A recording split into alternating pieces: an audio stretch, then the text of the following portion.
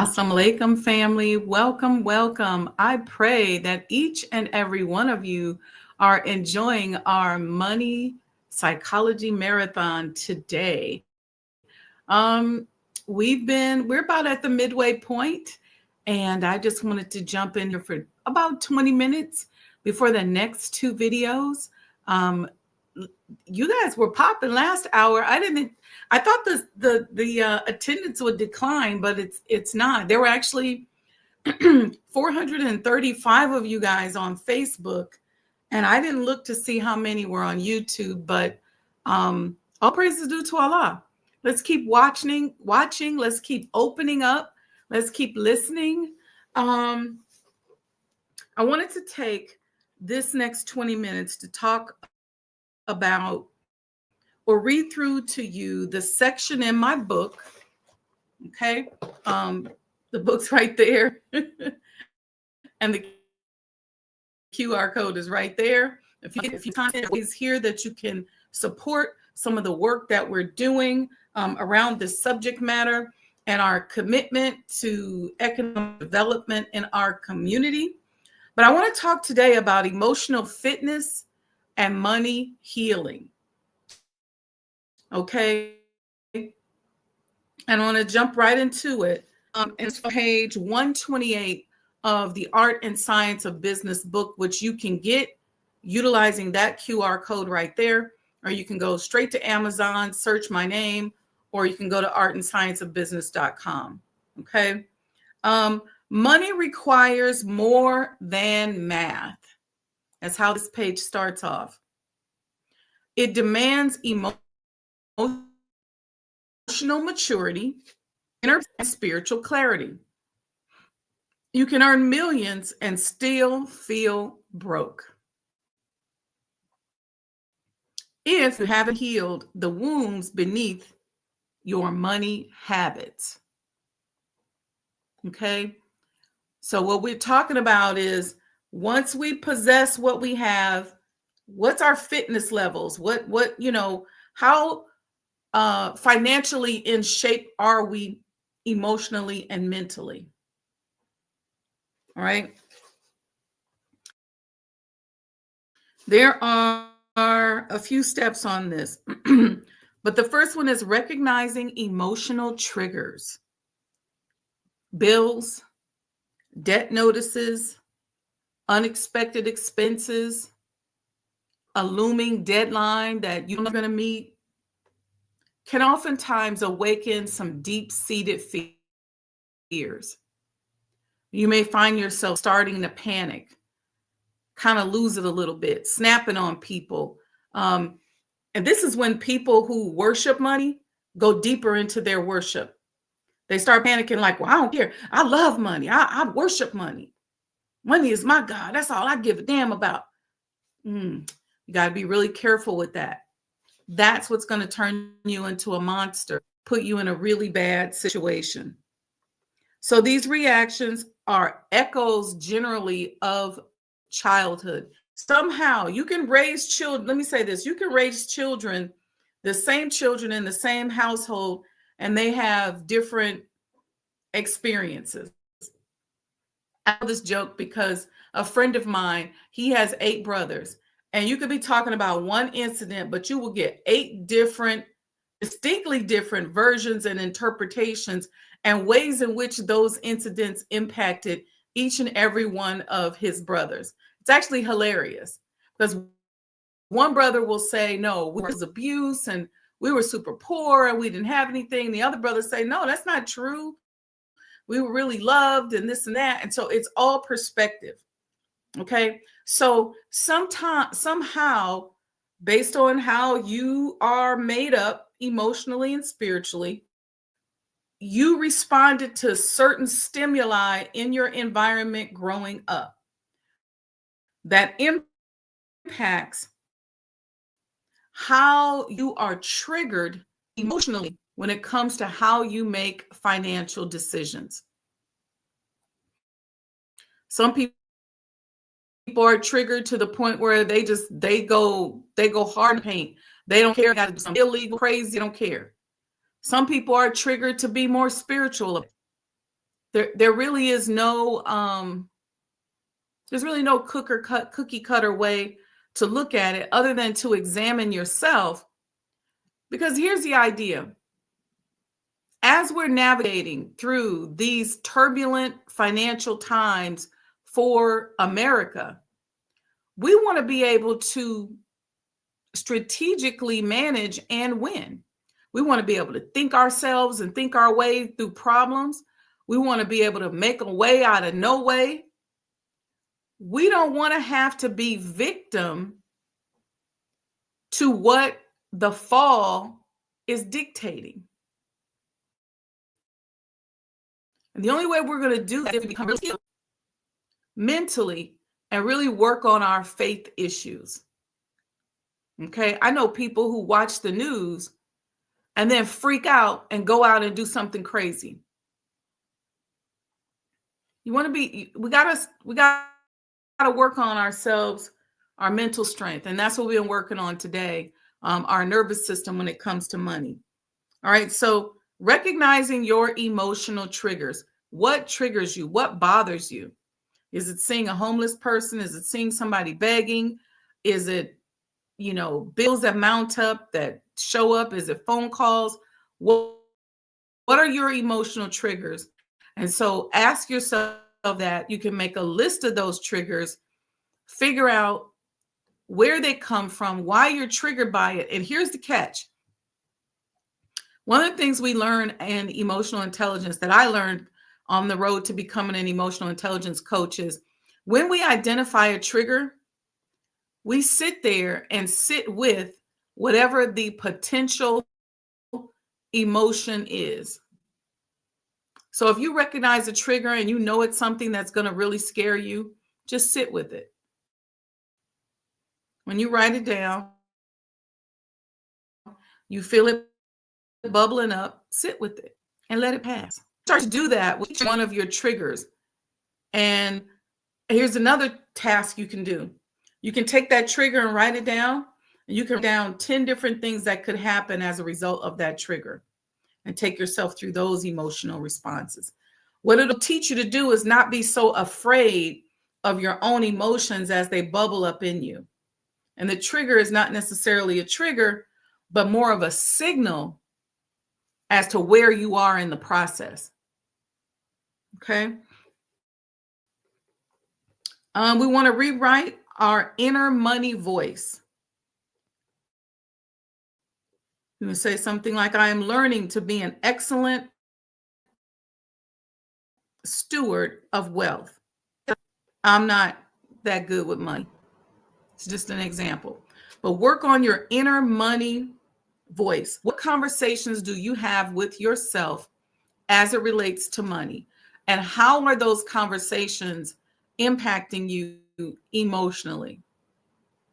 What conversations are you having with money? Do you think somebody's always against you? Do you think that everything that happens is because there's this imaginary person that doesn't want you to succeed? What is it? What's the inner voice? What conversations are you having with yourself? You should be very absolute and very extreme in your conversations that you're having with yourself about money. We don't have a lot of time, so I'm not going to give too many examples because I want to get through these. You want to understand the money language of other people. Be aware of how those around you influence your money mindset. If you're married, how does your husband or wife influence your money mindset? If you are an only child or who is very manipulative to do illegal things and illogical things because they manipulate you mentally. That's just an example. Let's keep going. Let's focus on growth over defensiveness. Humility opens the door to new financial habits. I talked about that in our last break. Drop the ego, tone it down. This is such an emotionally charged subject that when we hear it, a lot of us are constantly talking back and we don't even get the lessons that are being taught. Okay. Celebration and circulation. Thank the money as it leaves you and bless it as it returns. Every time you put your credit card, time you tap, you should be saying thank you. Every time money comes to you, you should be saying thank you. Every time you have an opportunity to use money for whatever it is that you desire you need to use it for, you should be thanking it. Okay? Again, I'm not going to give too many examples because we got to get through these. You want to have the bounce back ability. A lot of us go through financial stuff and we just feel like we're defeated. That's it. It's over with. I'm dead. When you couple a lot of it's layered, right? So we go through something, we go, I'm out of it, I'm dead. And then you have family members or friends. You may have a wife, a girlfriend, a mother.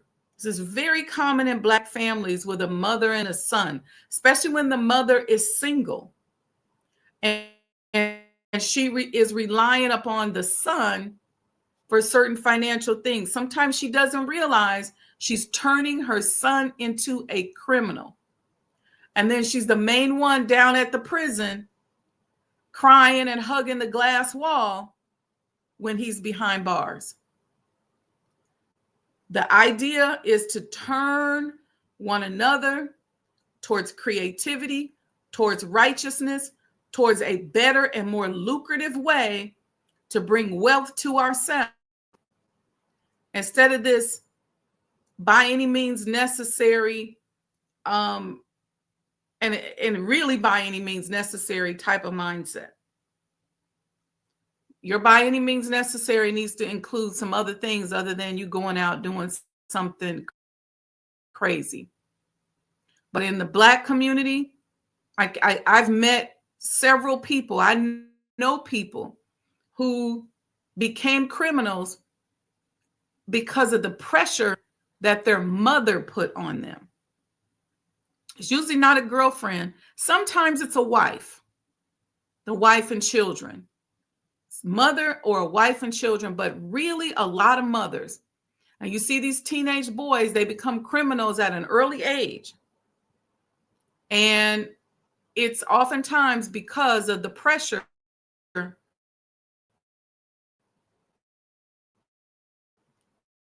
that we as sisters are putting on these boys. If you're that boy or that young man or that grown man now, you got to start thinking about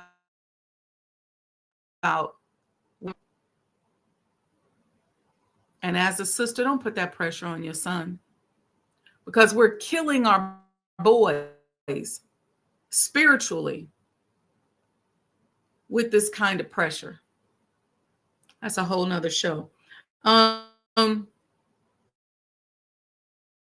Releasing the guilt and shame. Forgive your past missteps. We talked about step forward without. Stop telling yourself, man, I just wasted so much money. Did you waste it, or did you pay an expensive price for a lesson? Let's switch on. Look at some of this stuff. All right. Money is not merely a tool of exchange. It is energy, subject to spiritual laws that govern its flow. Just as the law of gravity ensures, that what is given, circulated, and invested with intention returns multiplied. I can bear witness to that. In divine order, money responds to gratitude, discipline, purpose. When we honor money as a trust from God rather than an idol to be worshiped, it becomes a servant to our vision rather than a master over our lives.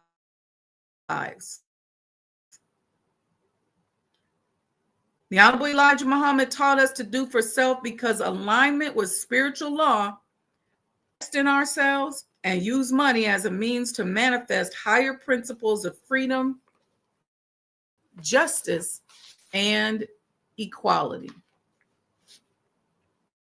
Okay. Let's talk a little bit about the law of circulation. We got about 8 minutes before we go to the next video. So let's see how much of this we can get through. Let's talk a little bit about the law of circulation. Money must move in order to multiply. You all realize that? Money must move in order to multiply. Life is when it's hoarded. The more you try in the form of investing, giving, exchanging, the more its returns are expanded. That's true in just the economic market. If you sit your money in a savings account, you're going to make a lot less money than if you sit it in an instrument that moves it. That's following a spiritual principle. Okay. The law of reciprocity. What you give is what you receive, often multiplied in return from unexpected sources.